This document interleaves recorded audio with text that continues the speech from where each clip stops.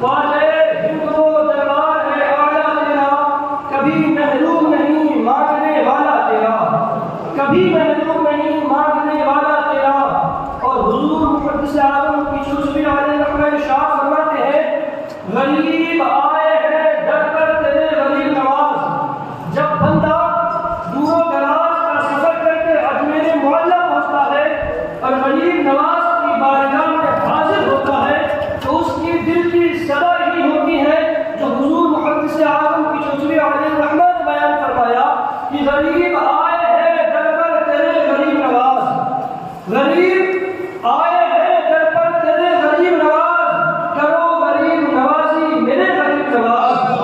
کرو غریب نوازی میرے غریب نواز۔ اور آگے ارشاد فرماتے ہیں تمہاری ذات سے میرا بڑا تعلق ہے،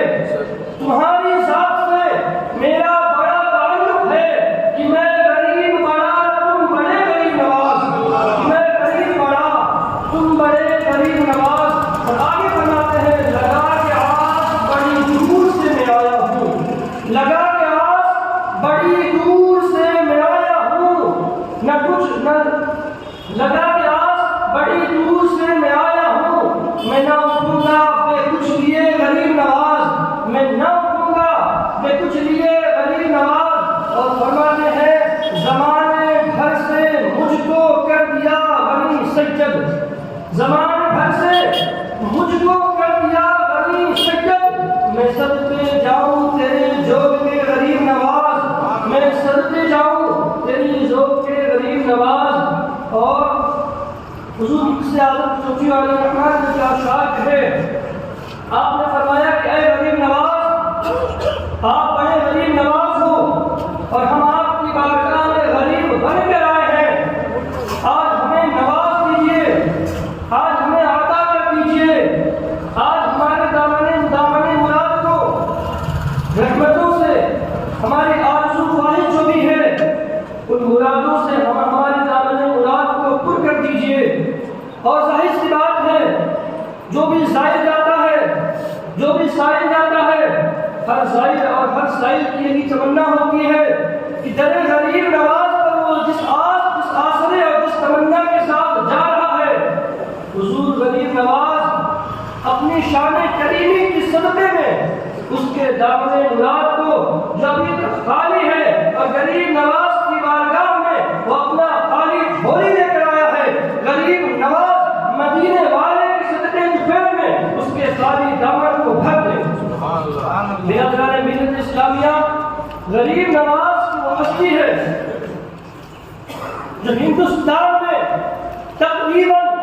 90 لاکھ سے زائد انسانوں کو کلمہ پڑھا کر مسلمان بنایا۔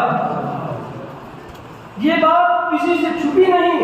کہ حضور غریب نواز نے 90 لاکھ سے زیادہ لوگوں کو مسلمان بنایا۔ اور غریب نواز کی بہت سی بڑی بڑی کرامتیں ہیں۔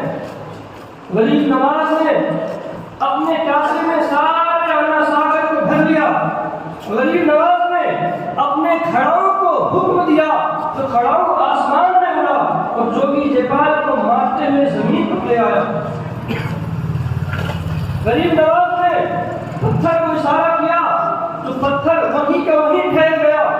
غریب نواز نے ایک دائرہ بنایا اور خود کے ساتھ سارے مریدین کو اندر کرنے کے بعد فرمایا تم اس دائرے میں آ جاؤ تو تم محفوظ رہو گے۔ غریب نواز کے اس دائرے میں آپ کے ساتھ جتنے مریدین تھے سب کے سب جوگی جیپال کے جادو اور اس کے کرتب سے محفوظ رہے۔ یہ تو غریب نواز کی بڑی کرامتیں ہیں جو آپ سنتے رہتے ہو۔ تو آج ان کرامات کے بتانے کا میرا مقصد نہیں، میں بلکہ آپ کو ایسی چیزیں بتاؤں گا جس کو استقامت کہتے ہیں، جو کہ کرامت سے بھی بڑی ہوتی ہے۔ تو میں آپ کو بتاؤں کہ ایک مشرک تھا، ایک کافر تھا، لیکن اسے غریب نواز سے بڑی عقیدت تھی، غریب نواز سے بہت زیادہ محبت کیا کرتا تھا۔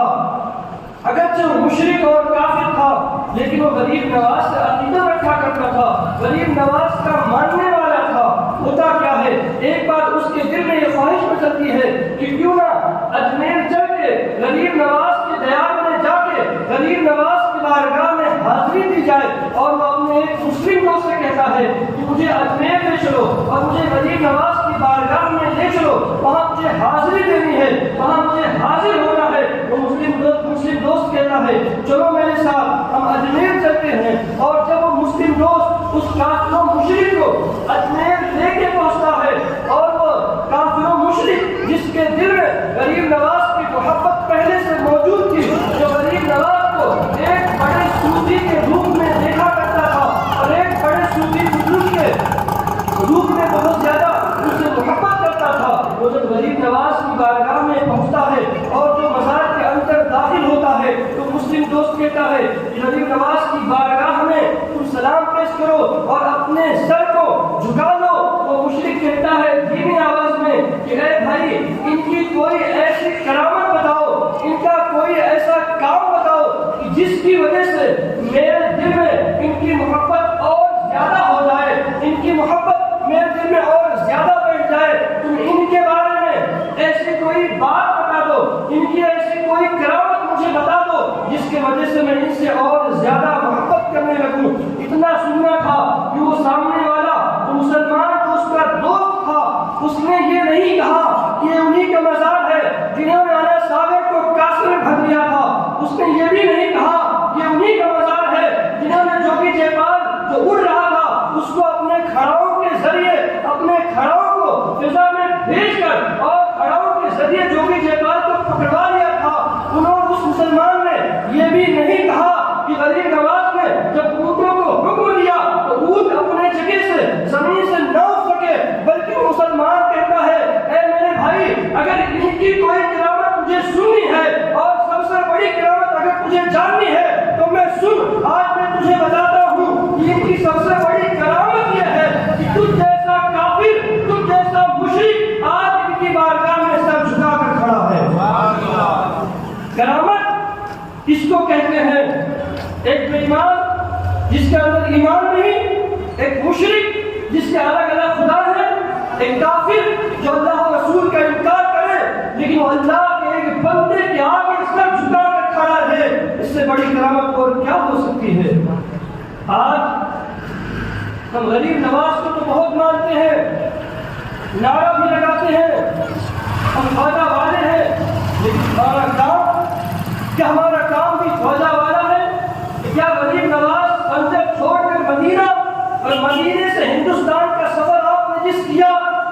جس مقصد کے تحت ہمیں جو سبق دینے کے لیے، ہمیں جو راستہ دکھانے کے لیے، کیا آج ہمیں وہ سبق یاد ہے؟ کیا آج ہم اس راستے پر چل رہے ہیں؟ غریب نواز کی زندگی کیا ہمارے نظروں کے سامنے ہے؟ کیا ہمارا عمل اس پہ ہے؟ آپ غریب نواز کی زندگی کا مطالعہ کریں، آپ نے اجمیر میں اپنی جو زندگی گزاری ہے آپ اس کا مطالعہ کریں تو آپ کو پتہ چلے گا، چاہے وہ راجستھان کی گرمی، اس کے بارے میں آپ کو معلوم ہوگا وہاں کی گرمی کیسی ہوتی ہے، اور جب ٹھنڈ کا موسم آتا ہے تو وہاں پہ ٹھنڈی کتنی زیادہ ہوتی ہے، تو وہاں کی گرمی اور وہاں کی سردی اور وہاں کی برسات میں غریب نواز میں بس ایک کبھی تن پہ ایک کپڑا ہے اور کبھی کپڑا بھی نہیں اوپر، اور کبھی ایک چھپر میں ہے تو کبھی کھلے آسمان کے نیچے اللہ کی عبادت کر رہے ہیں، دین کی تبلیغ کر رہے ہیں، نہ کھانے کا ٹھکانا، نہ پہننے کا ٹھکانا اور نہ رہنے کا ٹھکانا، اور زمانے بھر کو نوازنے والا وہ غریب نواز خود اکیلا بیٹھا ہے، ٹوٹی ہوئی چٹائی پر بیٹھ کر دین کی خدمت کر رہا ہے، لوگوں کو مسلمان بنا رہا ہے، لوگوں کو دین کی دعوت دے رہا ہے۔ اور آج ہمارا حال یہ ہے کہ ہم اسی غریب نواز کے نام پر لنگر کھا کر اپنا پیٹ بھر کے اور غریب نواز کے حکم کی نافرمانی کرتے ہیں، غریب نواز کے بتائے ہوئے راستے پر نہیں چلتے۔ غریب نواز ہندوستان میں آئے تھے ہمیں مسلمان بنانے کے لیے، ہمیں نماز سکھانے کے لیے، ہمیں اللہ و رسول کا پتہ بتانے کے لیے، ہمیں اللہ و رسول کے احکام پر عمل کروانے کے لیے، لیکن آج ہم غریب نواز کے عاصف بن کر، غریب نواز کا نام لے کر، غریب نواز کا لنگر کھا کر اور غریب نواز کے احکام ان کے فرمانے پر عمل نہیں کرتے، ان کے بتائے ہوئے راستے پر نہیں چلتے، تو بتائیے کیا ہم سچ میں عاشق غریب نواز ہوئے؟ کیا ہم سچ میں خواجہ والے ہوئے اگر ہم ان کے احکام، ان کے فرمان اور ان کے بتائے ہوئے راستے پر نہیں چلتے؟ غور کرنے کی بات ہے، ہم جس سے محبت کا دم بھرتے ہیں، اپنے آپ کو جس کا عاشق کہتے ہیں، ہم یہ کہتے ہیں ہمارا گزارا تو خواجہ غریب نواز کے در سے ہو رہا ہے، ہمیں نوازا غریب نواز کو ماننے والے، جس غریب نواز نے سنجر کو چھوڑا اور مدینے گئے اور مدینے سے پھر ہندوستان بھیجے گئے صرف دین کے لیے، صرف اسلام کے لیے، صرف نماز، حج، روزہ اور زکات اور برائیوں سے روکنے اور نیکی کی دعوت کے لیے آپ نے اپنا گھر بار، وطن سب چھوڑ کر اور محبوب کا شہر یعنی مدینہ بھی چھوڑ کر ہندوستان ہم گنہگاروں کے لیے تشریف لائے۔ اور آج ہم کیا کرتے ہیں؟ آج ہمارا حال کیا ہے؟ منہ پر کچھ اندر کچھ، یعنی منہ پر تو غریب نواز والے اپنے آپ کو غریب نواز کا ماننے والا اور اس سے محبت کرنے والا کہتے ہیں، لیکن ہمارا کام کیسا ہے؟ ہمارا حال کیا ہے؟ کیا غریب نواز نے کبھی ایک دوسرے مسلمان کو ستانے کا حکم دیا؟ کیا غریب نواز نے کبھی ایک دوسرے کا مال ہڑپنے کا حکم دیا؟ بلکہ آپ نے بھائی چارہ، محبت اور پریم کا درس دیا اور بتایا کہ ایک دوسرے کی مدد کرو، غریبوں کی مدد کرو، کمزوروں کی مدد کرو، غریب اور کمزور پر کبھی ظلم نہ کرو اور کبھی ظالم کا ساتھ نہ دو، ہمیشہ مظلوم کے ساتھ کھڑے رہو، اپنے سے کمزور کی مدد کرو اور تمہیں جو کمزور ہیں ان کا مدد کرو، ان کی ہاتھ کا ہاتھ تھامو اور انہیں اوپر لاؤ، کسی کو اپنے سے کمتر نہ جانو۔ اگر اپنے مسلمان بھائی کو برائی کو غلط سیکھو تو اسے برائی سے روکنے کی کوشش کرو اور اپنے مسلمان بھائی کو اچھائی کی طرف لاؤ۔ لیکن آج ہمارا حال کیا ہے؟ اگر ہم سے کوئی آگے بڑھ رہا ہے تو ہم اس سے حسد کرنے لگتے ہیں، یہ مجھ سے آگے کیوں بڑھ گیا، اس کے پاس یہ کہاں سے آ گیا؟ میرے بھائی، اللہ نے ان کو دیا ہے اپنے خزانے سے، اس کو دیا ہے اپنے خزانے سے، تمہیں حسد کرنے کی اور تمہیں جلن کرنے کی کوئی حق نہیں ہے، اسے اللہ نے دیا ہے اور تمہارے حق میں سے لے کر نہیں بلکہ اپنے خزانے میں سے دیا ہے۔ تمہیں حسد کرنے اور تمہیں جلن کرنے اور تمہیں یہ کہنے تو اسے یہ کہاں سے مل گیا، اس کے پاس یہ کہاں سے آ گیا، اس کا تمہیں کوئی حق نہیں ہے۔ بلکہ مفسرین لکھتے ہیں کہ اگر کوئی بندہ کسی دوسرے مسلمان بھائی سے جلتا ہے، حسد کرتا ہے اور کہتا ہے اس نے ترقی کیسے کر لی، اس کے پاس یہ کہاں سے آ گیا، اس نے یہ کیسے کر لیا، تو دراصل وہ اللہ کی تقسیم یعنی اللہ کے بٹوارے پر راضی نہیں، اور جو اللہ کے بٹوارے پر راضی نہیں اور اس طرح کی باتیں کرے اس کا یہ عمل اسے کفر تک لے جاتا ہے، کیونکہ اللہ نے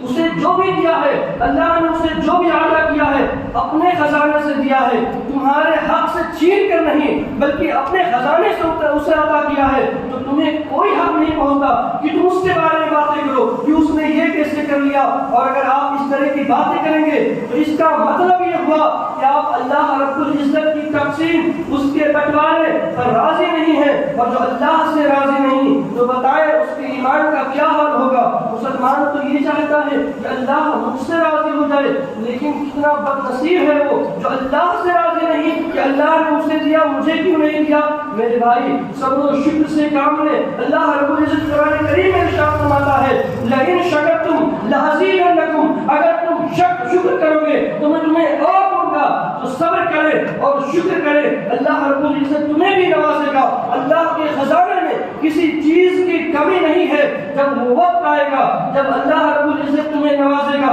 آج وقت دوسرا ہے، کل وقت بدلے گا تو اللہ رب العزت تمہیں بھی نوازے گا، اور آج اگر وقت تمہارا